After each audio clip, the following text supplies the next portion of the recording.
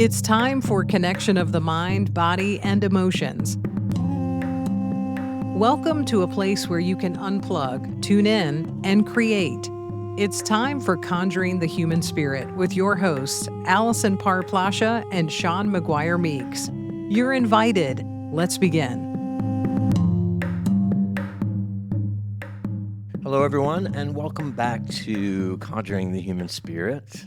My name is Shawn Meeks, and I'm sitting with Allison Parr Plasha. Thanks for joining us again this week. We're so glad that you decided to be with us. So today we're going to do a little something different. We're going to dive into how it would be to work with Allison, a little bit more about her practice and her way of being with you, and so you have a deeper understanding of, I'm going through something and I maybe need someone to hold my hand and walk with me, or maybe just beside me, or maybe just on the phone even. So we're going to discover a little bit more and have a deeper understanding of what it is like to work with you, Allison. And then, of course, we will then shift to you and what it's like to work with you. And what's really been beautiful about our conversations is Shawn and I, there's so many beautiful similarities and differences. And I think yesterday, as we were milling about in the pool for hours, really, as we were discussing out loud with Dee and Megan, who are helping us here, that our styles are very different, and we cross over, and there's some similarities. So yeah, I'm excited. So, well, what do you want to know? I know everything already, so we're going to Yes. try and see if we can download what we know. I've had the privilege of working with Allison for almost 10 years. I worked with her, and I've known her longer, probably closer to 15 years now. Mm-hmm. In a previous episode, I talked a little bit more about the context of how I came to her, and true to form, and just the way Allison is if you want to understand how it works, then hire me, she said. And so I did. And it's, again, as she said, we were in the pool yesterday talking about what it's like to work with her, what it's like to work with me. There was some overlap. But when she said, you hire me, it was because she really wanted to engage with the spirit of me. And I think as we were trying to describe to the producers yesterday on our styles, we were like, well, it's hard to describe because when we work with people, we work with the spirit of them. So just to arbitrarily say, this is how it's done. And when she said, hire me, then she began working the magic that is this coactiveness that happens, right, Allison? Yeah, and I wouldn't even say it's my magic. I mean, I'm a firm believer that, if I can just relax and get out of the way, there is something else, whether we call it spirit, is often working through me. But I thought maybe I'd start at the beginning where here I was, my master's is in social work. I lasted in traditional social work for a year. But, again, as we were discussing yesterday, Shawn and I are both informed by these different traditions. And so I was trained at Case Western Reserve in systems theory of just how everything's interconnected. And then when I graduated, I was like, I don't know how to be a therapist. Case Western is an excellent research institution, but as far as clinical work, I just felt like I simply did not have a strong foundation. So right away, I enrolled in an 18-month program called the Gestalt Institute, really on the campus of Case Western. And really, Gestalt it's really kind of the whole is greater than the parts. And so it really aligned with social work, and some of the faculty actually were faculty. I'm just going to slow you down a Yeah. little bit. You've said Gestalt with me over the years, and I just want to first acknowledge you have a master's degree in social work. Mm-hmm. So, yeah, for you. Mm-hmm. I have a high school diploma. Mm-hmm. So, you have a master's degree in social work.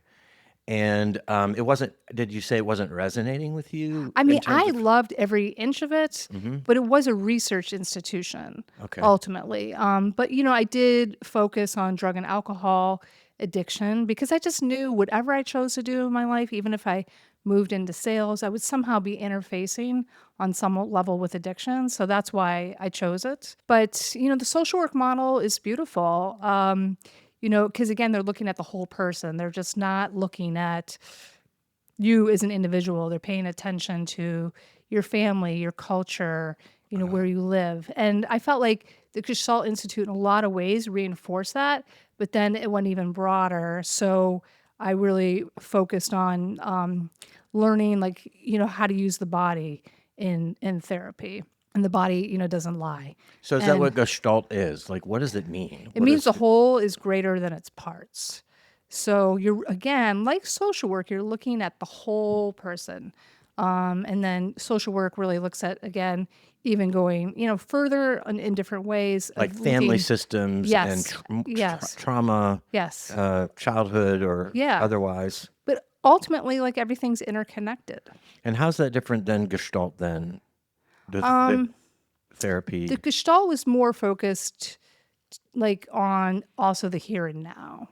So it was getting like really, really present with the human that was sitting next to you. And they weren't using the word curiosity, but curiosity and being present, but also, for example, like, well, what's happening in your body right now as you're talking about this particular issue?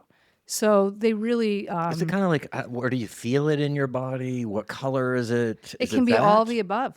It's like literally being curious. I know when I entered, it was kind of like I was sitting here and my body was sitting over there.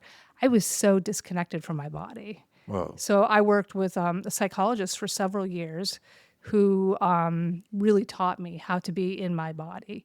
And in a great way, because I continued on with trainings, it taught me, because I used to like take on people's stuff. So with their emotions, I'm an empath like you are. And so, but I would bring it home and I couldn't sleep. And I was carrying other people's stuff that did not belong to me. So another thing, I didn't even think about this, but Al-Anon, when I look at like what informs how I show up with my clients, was hugely instrumental. I went to Al-Anon for a few years. They do move into, you got to be a lifer. I don't necessarily agree with that, but I learned a lot. Again, I would say I was severely codependent, taking on stuff that didn't belong to me. And I think Al-Anon really taught me, like, this is somebody else's journey. It's not mine to carry or to hold. Okay, so fundamentally, what piece of therapy are you carrying with you as you're working in your practice today? What piece of Gestalt? It's hard to say. It was so cute. So like when I first became a coach, I actually became really burned out as a therapist. So I operated purely as a clinician for 7 years. I took a few breaks with the kids arriving into our lives. I would work with 7, 8 people a day, students, and it just got really heavy. A lot of times with the college students, I was doing a lot of educating, but I was also like the first set of ears to hear things they had never shared with anybody before. At that time, I was still pretty codependent, so carrying some of the stuff. So sometimes I would have sleepless nights. I mean, college students too, it's like just the suicide rate, I would have some sleepless nights worrying about some of my clients. But I became really burned out. And then in my early 30s, that burnout did morph into depression. And somebody said to me, have you ever thought about becoming a life coach? And at the time, I'm like, well, that sounds pretty woo-woo, pretty out there. I did all this training. But as I researched it, I was like, this is really grounded in theory. I mean, there's some great stuff. So I went to like an introductory weekend, and my jaw just was hitting the ground the entire time, because it was like all of my training had come to fruition. Where I was trained, the Gestalt Institute, it was designed by some social workers. And so it is based, in a lot of ways on systems theory of how everything's interconnected, and just like all the principles that go along with Gestalt of being present, being curious about the whole person. It really was like a coming together. So when I first became a life coach, I just was like, I never want to be a therapist again. And so I stepped away for 3 years, but then I felt like I was holding like 50% of myself back.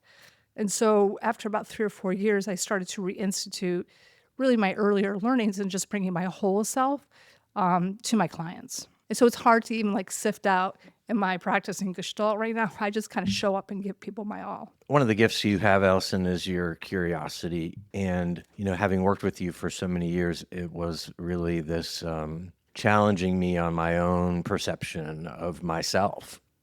And I don't think we ever had any specific target in mind. We were coaching. It was a broad spectrum of things when we began working together, and I would just kind of show up. I remember in the beginning, I was just so panicked, and life was so full. I was selling 500 condos a year, and I'd show up on the call, and you'd say, "Can we just take 3 minutes and breathe?" No. I said, well, we could, but I've got things I have to say. But yeah, so just really just reminding me of just the simple things for as much training as you have, just kind of going back to the breath even. Yeah, and you're really like sparking.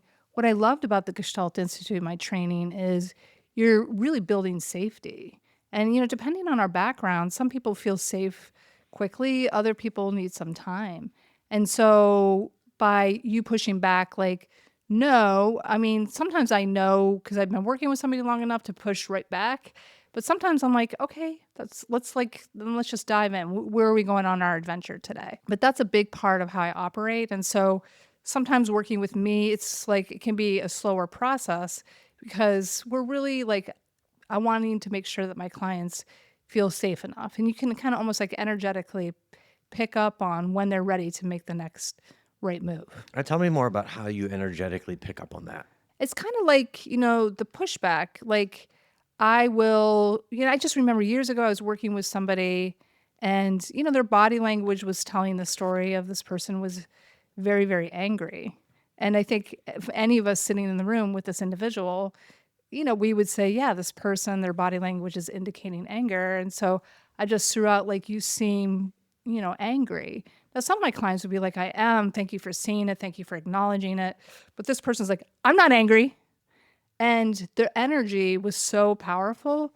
And I was like, I actually just kind of sat back and just like metaphorically just put on gloves.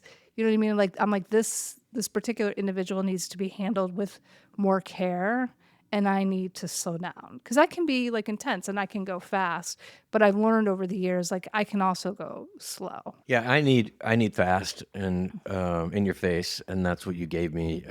Yes. And that's what I needed. That's what I wanted. Yes. And I wanted to be challenged. As a successful real estate broker, I was in a powerful position. I had lots of people saying yes to me, and I didn't have anyone saying no. Mm-hmm. And it was interesting because that's really what I needed. I needed someone not to say no necessarily, but to push back a little Right, bit. because I do work with a lot of leaders and I work with doctors and they're not used to people calling them by their first name and they're not used to someone like pushing back. And I am comfortable, in doing that all in the kind of sake for like calling somebody forth so they can reach their full potential. But sometimes, like I act as a sounding board, for people who are at the top, like you said, as a real estate broker.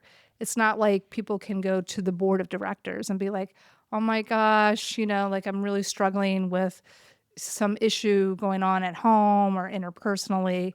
So that's where, a coach can be a great sounding board. And that's how I operate with some people. So what do you think the pushback gives? What does it give the client when you push back? It depends. Like if it's received, it can really then call them forth to kind of either shift a perspective or try on a new way of being. And sometimes they're just not quite ready. So I'm always kind of, again, looking for that level of readiness. Okay, so let's just kind of recap. Yeah. You have a master's in social work, and then you trained at the Gestalt Institute, and then you got certified as a coach, and you went through the leadership program, which I'm Yes. sure was also instrumental. Hugely instrumental. Yeah, I went through that for about 8 years ago. I'm also like, I went through Michael, my husband, is a yoga teacher trainer. So I went through that. I went through 2 of his meditation workshops, but I don't teach yoga, except I'm fascinated and riveted by the psychology of yoga. So that absolutely informs my sessions as well as going through 2 of his meditation teacher training programs. So is there any other training you want to talk about I'm trying to think that you if do? there's any. I'm ready for more. I'm ready to grow. I'm always like, if I'm asking my clients, what I mean, to grow and to try on new ways of being, like I'm just huge in like walking my talk. So 8 years ago, I gave myself, like, I did a 1 year alcohol-free experiment that's turned into like 8 years. Um, and really, so I have a program now called Redesigning Your Relationship with Alcohol, or for some people with marijuana. So it doesn't mean they have to stop. Some choose to stop. But it's really just redefining and redesigning your relationship with alcohol. So yeah, I'm big on putting myself in situations where I can grow so I can support others more profoundly in their own growth. So I'm Jim Smith, and I am looking for a life coach. What's my first step? What do I do? How do I reach out? What should Yeah, I well, be I'm just thinking like a about? big, so Jim Smith, right? Is that Yeah, Jim Smith. Jim Smith. Well, I'm just big on just like experimenting, as you guys know, one big juicy experiment, but just trying on different coaches. Now, there are coaches that are very structured and they'll have lots of paperwork for you and they might do a disc profile, and that is amazing and So not every wonderful. coach is the same. No, and I'm different. I don't offer, we're not really doing paperwork like this traditional goal setting. People can set goals and they can be structured. But I really kind of operate of like somebody wants to get from where they are now to somewhere else. I do think we're all kind of hardwired to reach our full potential in this lifetime. And my job is really to support this person and facilitate the process. It's interesting you say around the goal setting, because when I wanted to become a coach, I said, I got a coaching book on goal setting. Did I say that right? I wanted to Yeah. be a coach, Yeah. and so I got a book that was on coaching that was for goal setting. And I got halfway through the book, and I was like, this is not, like, I don't want to do this. Yeah. This isn't resonant. This is, and so that was not my experience with you. No, I'm not that person. But like, that's great though. Like, I think those coaches who work maybe alongside that book that you were talking about, like, I think that's fantastic. So that's why, like, the shopping, I think years ago, I just remember I'm like, I think I need a therapist. So, I spent like $200 for a session and I just heard myself talk out loud the entire time. And I'm like, I just spent $200 and I'm leaving here with no knowledge. So that's where I think coaching can be very different. But again, it depends on the type of coach. But I just believe that I want like a client to get something new out of every single session. So if somebody's like telling a story that's going on way too long, I do this thing, and it's so cute because I watch them then do it with others, but I'm like, I'm going to lovingly interrupt you here. What is it about this story? I've noticed like the past 3 sessions, you keep kind of referring to the story. Can you tell me more? Like, what is your reference point? Like, I'm going to ask some type of coaching, but so they can leave with just more insight, more ideas. Or it's like, what is the story that you want to tell? Like, that's a story that maybe something, it's already happened, but what's the story you want to tell? And we were talking, yesterday too, it's coaching. It's like a fingerprint. It's not like you can't, I've been blessed to see so many clients throughout the years, and every client is different. So it's like, it's not like this prescribed, like I'm like, oh, I'm going to see Shawn today. What are we going to talk about? I never operate that way. Like Shawn comes in, I'm like, all right, what's going on? What's on your front burner? Where do you, but I'm always kind of staying connected and tethered to their core values and exercise that I do at the beginning, but also forwarding the motion and supporting them from getting from where they are now to Well, where I they think you're want to getting be. way ahead. Yeah. Way ahead in that. Because I really want it to be clear. I think you're a dynamic coach. I'm so grateful for you. You've helped me in so many ways in my life. And I'm Jim Smith, and I wanna have a coach. And I hear you when you say there are 100 coaches and you should try them all on. And I disagree. I think you should hire Allison as your coach. And I think you embody this beautiful way of being all those coaches that you want people to try on, depending upon the unique fingerprint that shows up on the phone that day or in your office that day. And so if you're listening, don't try 10 coaches, try Allison first. I mean that sincerely. You really do have a beautiful way of matching the unique fingerprint that shows up. And so, but on day one, I've hired you. Okay. You want me to pay Hey, in Jim. advance, right? Yes. So, and that's, like I think, and again, recently I was kind of looking for a therapist. I'm like, again, as I've shared with all of you, my mom passed away and I've just had a lot going on. But then, she charges what I charge. But like, there was something about like, but what am I going to really get out of the session? And what I like about how coaches operate, I know you operate this way as well, is that people prepay. They prepay. I do a 2-hour session. That's how we start, a discovery session. And then they prepay for either 4 sessions or 12 sessions, and sometimes people more. But there's something about you're locking in. I don't like to use the word program, but it's like you're not going to stay stuck. So most people hang out a long time. I'd say at minimum 3 months, but that's pretty rare. I've had people for years. But it's like they are getting something out of it. Whereas therapy, again, I'm a huge fan of therapy. So it's not a diss against therapy whatsoever. But sometimes you're just kind of paying a lot of money to hear yourself talk out loud. So there's not a lot of movement that's happening. So I have a couple questions. Sure. So what is the difference between therapy and coaching? Therapy looks more at the history. Therapists are trained in interventions and, they're trained to sometimes give advice. Coaching, you're looking more at the future. Again, like what do you need to do to get from where you are now to where you want to be? And so I look at my role really as like a facilitator, as a coach, and in supporting people and connecting to their own knowing, their higher self. And there's something about remembering, creating space for that individual so they can remember who they are.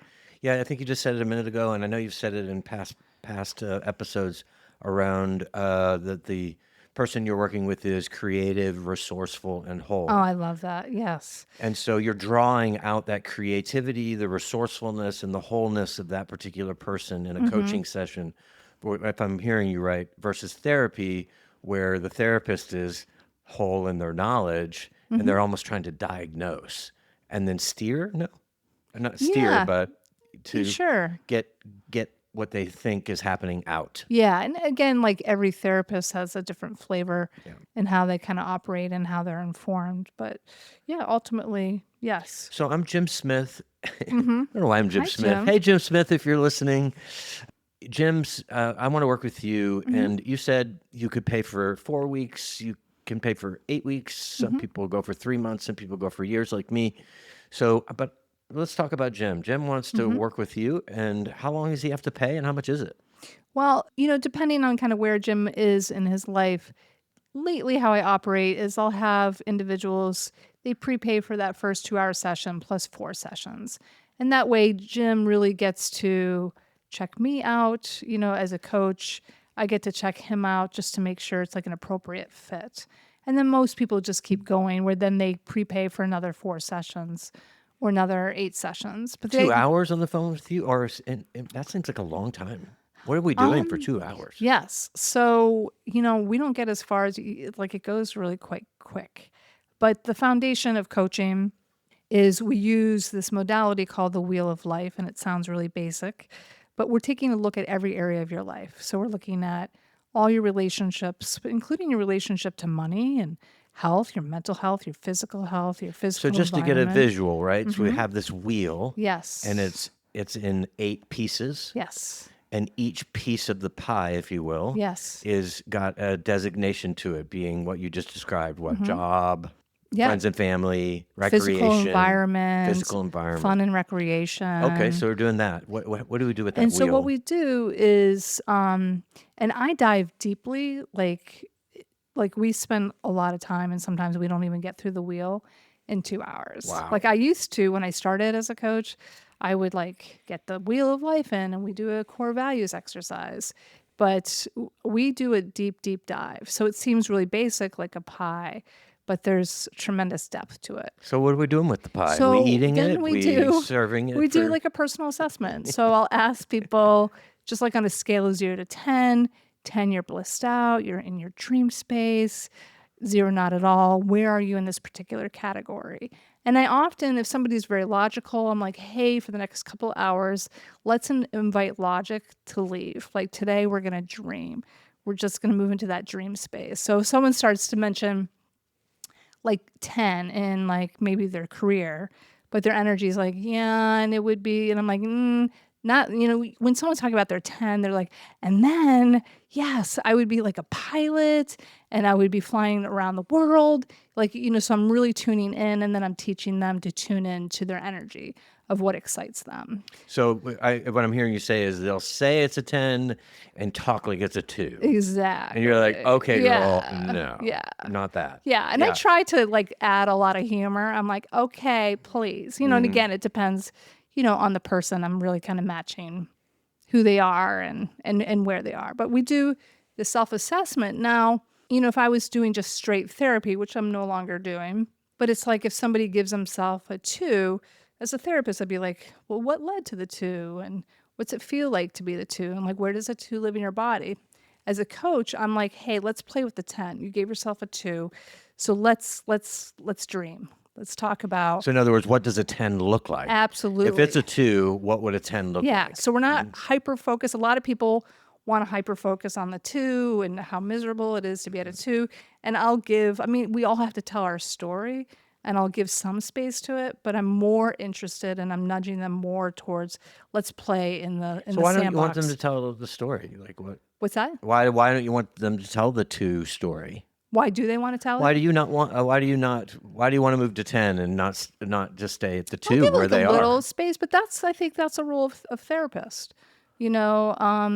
So, and again, some people, they've never done any personal growth work, and they really need to talk about the 2. And again, you just kind of energetically pick up on that.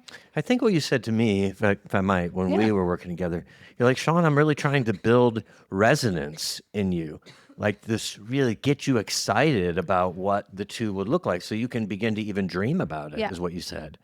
I hadn't considered that because I was so stuck in the 2, in that story of what a 2 is. And I'm never going to get out of this. Yeah. I remember I had a restaurant at the time, and I was a 2, maybe even a 1. Yeah. And I said, I want to sell it. I want to get rid of it. And you're like, well, have you tried? What would it look? No, what would it look like if you had sold it? What would you be doing if you sold it? All of that. And I got so excited about the idea because I hadn't considered, because I had already made up in my head I wasn't going to be able to sell it. Yes. And then when I said, but that's not going to work, because I was all excited about my life for a moment, which I think is what you're saying when we talk about the 10. And then quickly I was back down at the 2, poo-pooing the idea, saying, but I can't sell the building because I bought it at the height of the market, and I can't sell the restaurant because, and all you asked me was, have you tried? Yeah, exactly. And I was mad. Yeah. I'm like, no, I haven't tried because clearly you're not listening. Yeah. I said I bought it at the height of the market and whatever. And the reality was I hadn't tried. Yeah. And that question prompted the try. Yes. And I sold it. Right? I know. And by the way, quickly, which by the way, there's something when my clients sign on, the universe is like, finally. And I'm blown away how quickly their life starts to shift, like immediately that first week. It's pretty powerful. So it's just kind of like waiting. And again, why do people hire coaches? Oftentimes it's because they're stuck. They're stuck at the 2. Stuck in the story. And they're stuck in the story. And that's I call it the hamster wheel. And not telling the truth. Another thing on that wheel when I worked with you on my first week was around my relationship. I've been with Jeff for 30 years. I think at that point it had been 15 years. And we were, for those of you out there that are in relationships for 15 years, you love them, but it gets a little humdrum, and often, not always, but it was humdrum for me. I was so proud of the fact that I was in a gay relationship and had been in one for 15 years. I was so proud of so many things that we had accomplished as a couple. And so when we got to the pie and the friend and my relationship, I gave it an 8. And she asked a simple question, which still 15 years later is like blew my mind, which really made me want to go into coaching to begin with, because I was so disillusioned. But her question was, tell me 10 things you love about him. And so I was like, oh, I love the fact that we've been together for 15 years, and I love the fact that we own this house, and I love the fact that we. And she's like, about him. What do you love about him? Yeah. And I struggled. Sure. And I didn't even realize that I was so hyper focused on us, and I really had lost a lot of what I had loved about him. So there was this rediscovery. First of all, this disillusionment of really where I was, Yeah. and that jolt that you Yes. gave me, this gentle jolt around, let's tell the truth. Let's reframe. That's not the question I asked. And so I was able to sit with that and look and then rediscover again what it was I really did love about him. And so that in and of itself was a journey. So that's what this wheel kind of conjures up, from your work to your recreation, friends and family. How are we doing in all of these categories? How balanced was I? And that was the inquiry. How balanced was I in my life? Because this wheel really is the wheel of life. It really does encompass all the 8 pieces, and it can change too, right? You can put different, depending on who you're talking about and Yeah. what the intention is. So I was shocked. I was a 2. I was a 5. I was a 10. I was a 3. And it's I was always moving, like that wheel is always moving. And personally, to me, it never gets old. But what's beautiful about that discovery exercise is not only hopefully are you learning a lot about yourself, as your coach, I'm learning about you. And I'm the best coach when I get to coach the full person. Like sometimes my clients will be like, I was going to cancel today because I've been really tearful. I'm like, what? Like, this is when you show up for coaching. Like, I want to see when you're crying. I want to see when you're joyful. I want to see when you're scared, because it helps me then witness all of you, which is beautiful because we're all of that. So that wheel is always in motion. And what's really beautiful, and the longer I do this, is as we're navigating the wheel, people's core values start to naturally okay, emerge. stop it. What is that? Yeah. So core values is like part 2. So I start off with the wheel and then we shift into core values. Now, a lot of people are using the word values these days. And Is that morals? some people call it morals, but like the way it's defined through the Gestalt Institute, like how I was trained originally, is this a combination of our talents and our passions and our interests. And personally, I think we're born into this world with them. But what can happen is we're aligned with a core value. We're little, we might even be pre-verbal, and we're aligned with that core value.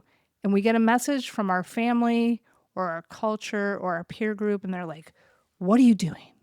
Shame on you. That's not okay. Or we observe and we're like, nobody else is doing this. And so what happens is we tuck away that core value, and it might really become like unconscious. I'll give you like a little example. It could be like maybe somebody has a beautiful core value around nature, and they're 2 years old and they're playing in the mud and they're having the time of their life. And a parent comes over and they're like, you are filthy or disgusting. How dare you? Like, this is an embarrassment. You've ruined your clothes.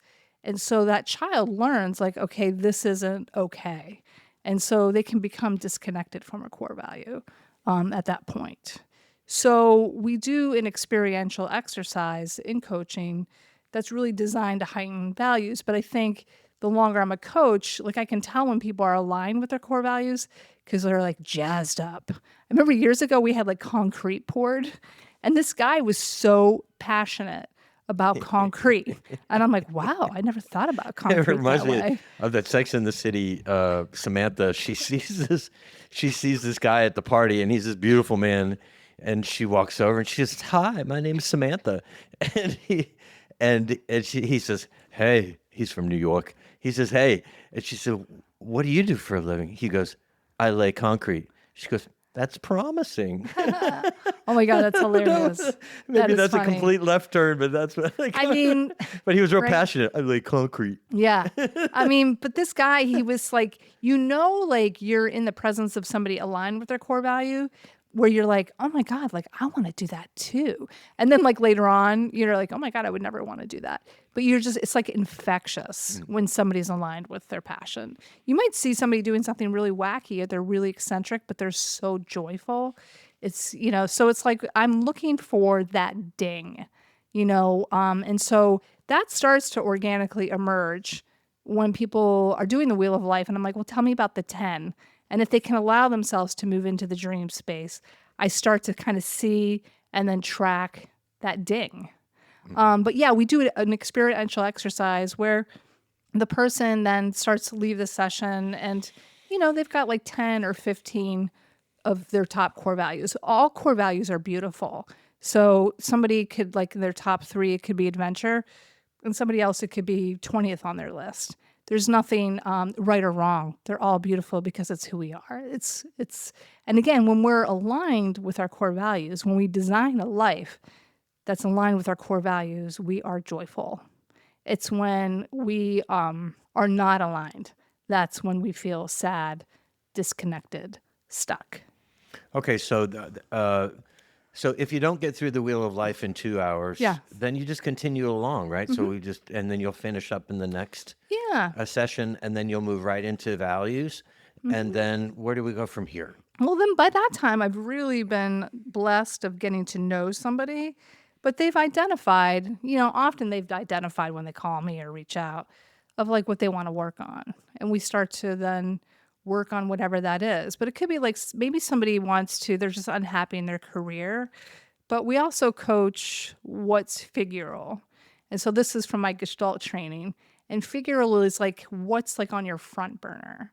Because let's say you're working on career with me, but then you get into a huge argument with your partner that morning or a colleague, and you can't stop thinking about it. Well, that's like, you're gonna have a hard time focusing on joy and your joyful career until we do some cleanup. So oftentimes too, I'll use a metaphor of a house. Sometimes at the beginning of coaching, we're cleaning house. We're getting rid of the cobwebs. We're getting rid of the furniture that no longer serves, or it's got holes in it. And what's so interesting is so many of my clients, literally, they end up either redoing their house or moving within the first few months. It's pretty wild. You're talking about their physical where Yeah, they're living? yeah, Oh. yeah.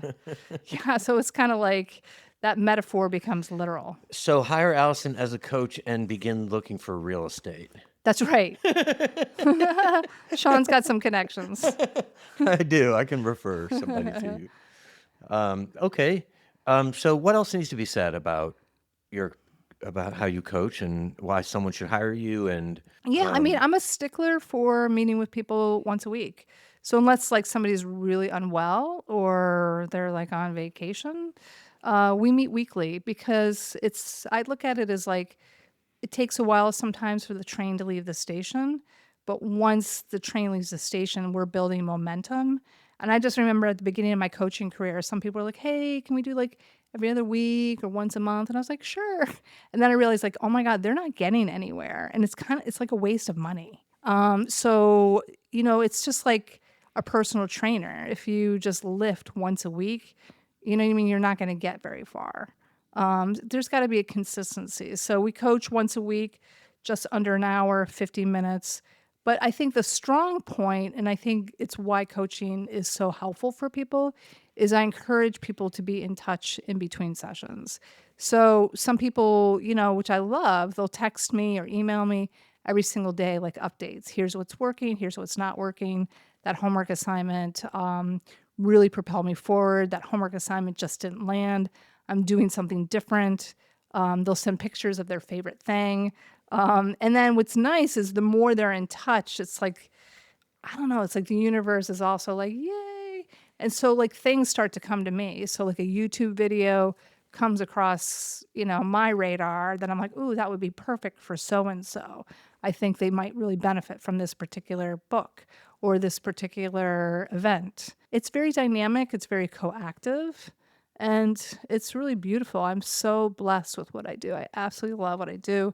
I've been doing it for over 20 years just as a coach, and I love it. So the only thing we didn't talk about is fees. So how much is it? You want folks to pay in advance? Yes. At least today. I mean, your fees can change, but Yeah. Well, to get started, it's $1,200 for those 2 hours and then the first 4 sessions. But if somebody wants to move further, it really does break down to like $200 a session. But people don't pay per session. So, but yeah, if some people want to prepay for longer, it could be 3 months. So that's $2,600 if we start off with that 2 hour session. And I'm sure you take all forms of payment, PayPal. I don't do PayPal. Oh, you don't? PayPal is not my friend. It's not your friend? No, it's weird. They like hold your money. Okay. I basically do Venmo, Uh-huh. but of course, some people once in a blue moon will be like, "Can we do Zelle, or can I write you a check, or can I give you cash?" It just depends. But primarily, Venmo is my friend. And if we could end this episode with just why should someone hire you as their coach? Because I have been blessed with the gift of seeing people's full potential, and I want that. I want that for you. I want people to reach their full potential, and I'm going to do everything in my power to support somebody to get from where they are to where they want to be. I'm all in. Well, as your client for so many years, I can attest to that commitment. And the world needs you. The world appreciates what you're doing in it, and we're so grateful that you're following your passion, your purpose, continuing to grow and to help make the world a better place for everyone. Because when people are aligned with their purpose and working on themselves, I think they tend to be happier people. Yeah, absolutely. It's all about aligning with our full potential, our full self. So thanks for the great prompts, the great questions. Of course, it was a complete and utter honor to walk with you, but now to be walking with you in a new way. And I'm excited to see, to work with you more deeply, especially with the workshop, The Magic of Listening, in September. And just the possibilities are ahead of us. Okay, well, hire Allison. She's here for you. And we're glad that we were able to be here with you this week. And thanks so much for tuning into Conjuring the Human Spirit. We're going to talk a little bit about how I work. And as Allison said earlier, there's some overlap for sure. And yet I offer a unique way to engage with what it is you want to work on too. So dynamic duo, Wonder Twin powers activate. In the form of Dear medicine. Yeah. Yeah. All right. See Big you love next to week. all y'all. We'll see you Take next care. week. Allison and I are so excited to invite you to the Magic of Listening workshop here at the farm. Woohoo! Yeah, September 19th, 20th, 21st. It's an auspicious time because it is fall equinox. That is a time of letting go, of stepping into this new you that you want.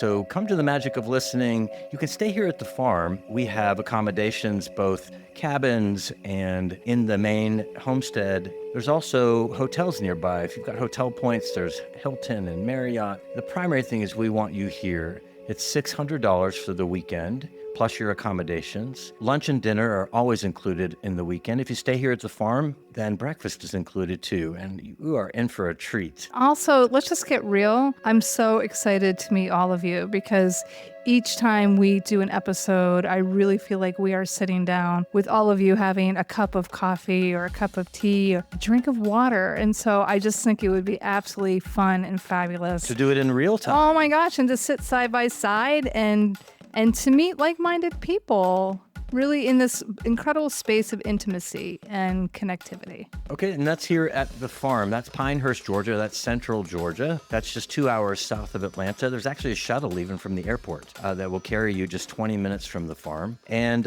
once you get behind the gates, we'll close the gates and you won't go anywhere. You'll be snug as a bug in a rug here with us for the weekend. And it's limited availability, so book now, maximum 12 people. But if there's 13, we'll make room. Mm-hmm. So you're invited. Absolutely. Please join us. Yes. We'll see you in September. Can't wait. Can you feel the excitement around the upcoming Magic of Listening workshop? We have an update for you. We only have 4 spots left, so don't be shy. We want you here. Learn more and go ahead and grab your spot by tapping the quick and easy link in the show notes of this episode. See the farm and get all the details on the Magic of Listening at McGuireLife.com. We can't wait to see you.